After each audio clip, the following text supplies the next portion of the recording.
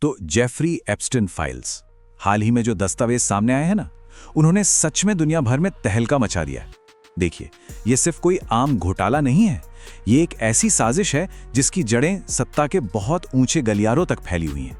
तो चलिए आज इसके असर को परत दर परत समझने की कोशिश करते हैं।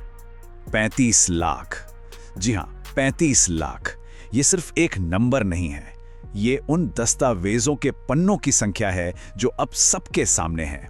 और यकीन मानिए, इसका हर एक पन्ना एक नई चौंकाने वाली कहानी बयां कर रहा है।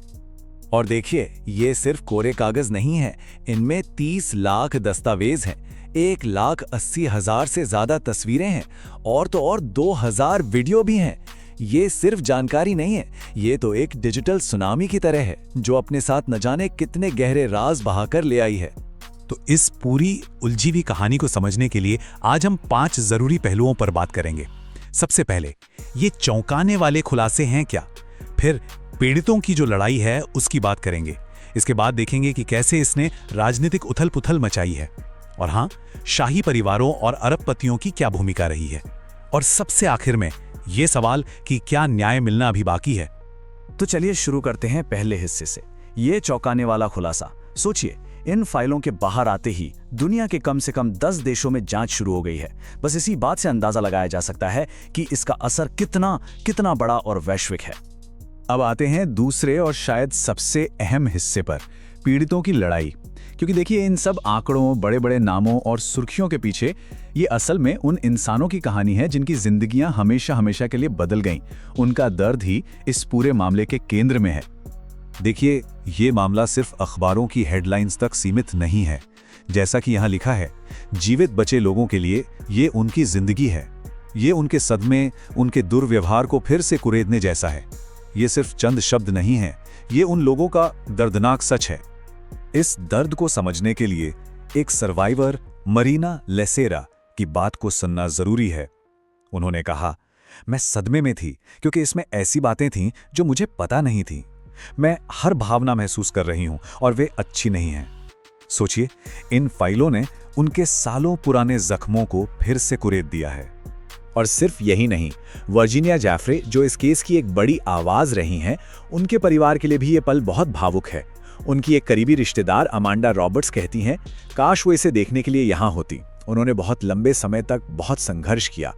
ये शब्द इस पूरी लड़ाई के पीछे के सालों के दर्द और इंतजार को दिखाते हैं। और जैसे इतना दर्द काफी नहीं था, एक बहुत बड़ी चौंकाने वाली गलती हुई। अमेरिका के न्याय विभाग ने गलती से उन सर्वाइवर्स की पहचान पब्लिकली जाहिर कर दी जो अपनी पहचान छिपाकर रखना चाहते थे। ये एक ऐसी इंस्टीट्यूशनल फेलियर है, एक ऐसी नाकामी है जिसने उन पीड़ितों को एक बार फिर से गहरा सदमा दिया है। अब जरा बात करते हैं इसके राजनीतिक असर की, क्योंकि ये इस कांड ने सिर्फ लोगों की जिंदगी पर ही नहीं, बल्कि अमेरिका और ब्रिटेन दोनों देशों की राजनीति में एक बड़ा संकट खड़ा कर दिया है। और दोनों देशों का रिएक्शन देखिए, जमीन आसमान का फर्क है। एक तरफ अमेरिका है जहां का न्याय विभाग कह रहा है कि जांच अब खत्म हो चुकी है और कोई मुकदमा नहीं चलेगा। वहीं दूसरी तरफ ब्रिटेन है जहां एक बड़े नेता के खिलाफ बाकायदा पुलिस जांच चल रही है। इससे साफ पता चलता है कि जवाबदेही तय करने का रास्ता दोनों देशों में कितना अलग है। अगर ब्रिटेन की बात करें तो वहां तो मानो एक राजनीतिक भूचाल ही आ गया है। सरकार के एक पूर्व मंत्री लॉर्ड मैंडेलसन को हाउस ऑफ लॉर्ड से इस्तीफा देना पड़ा। क्यों? क्योंकि उन पर आरोप है कि उन्होंने 2008 के आर्थिक संकट के दौरान एप्स्टीन को सरकार की खुफिया जानकारी दी थी और अब पुलिस इसकी जांच कर रही है। जाहिर है, इससे वहां के प्रधानमंत्री पर भी जबरदस्त दबाव बन गया है। वहीं अमेरिका में कहानी बिल्कुल अलग है। वहां न्याय विभाग कहता है कि भाई, हमारी तरफ से तो रिव्यू पूरा हो गया। एप्स्टीन के अलावा सजा पाने वाली सिर्फ एक ही इंसान है, घिस्लिन मैक्सवेल। हाँ, एक हाउस कमेटी जरूर जांच कर रही है, पर दिक्कत यह है कि उनके पास किसी पर चार्ज लगाने यानी आरोप तय करने की पावर ही नहीं है। अब आते हैं उस हिस्से पर जिसका शायद सबको इंतजार था, शाही परिवार और बड़े बड़े अरबपति। ये फाइलें किसी एक इंसान के बारे में नहीं है, ये एक बहुत बड़े और ताकतवर नेटवर्क का पर्दाफाश करती हैं। जरा इन नामों पर गौर कीजिए, Bill Gates, Elon Musk, Richard Branson, Britain के प्रिंस एंड्रयू, अमेरिका के क्लिंटन, और लिस्ट बहुत लंबी है। ये सिर्फ कुछ नाम नहीं है, ये इस बात का सबूत है कि एप्स्टीन का नेटवर्क, उसका असर दुनिया के हर कोने में, सत्ता के हर ऊंचे गलियारे तक फैला हुआ था। खास तौर पर ब्रिटेन के प्रिंस एंड्रू के लिए तो ये खुलासे किसी तबाही से कम नहीं है। पहले तो ये पता चला कि 2008 में एप्स्टीन को सजा होने के बाद भी वो उससे मिलते रहे। फिर पिछले हफ्ते एप्स्टीन के घर से उनकी एक और नई अजीब तस्वीर सामने आई, और अब तो नए ईमेल्स ने यह भी लगभग कंफर्म कर दिया है कि वर्जीनिया जेफरे के साथ उनकी जो बदनाम तस्वीर है वो असली है, एक ऐसी तस्वीर जिसे वो सालों से झूठ बताते आ रहे थे।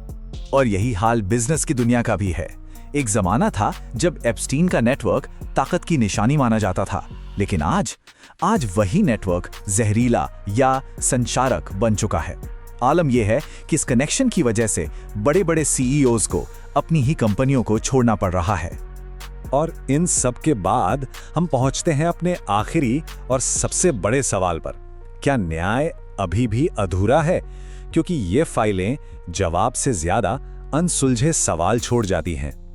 और वो सबसे बड़ा सवाल यही है कि इतने सारे नाम सामने आने के बाद, इतने सबूतों के बावजूद आखिर किसी और पर आरोप क्यों नहीं लगाए गए? ये सवाल सिर्फ हमारा, ये आपका नहीं है। ये उन सभी सर्वाइवर्स का सवाल है जो आज भी न्याय के इंतजार में हैं।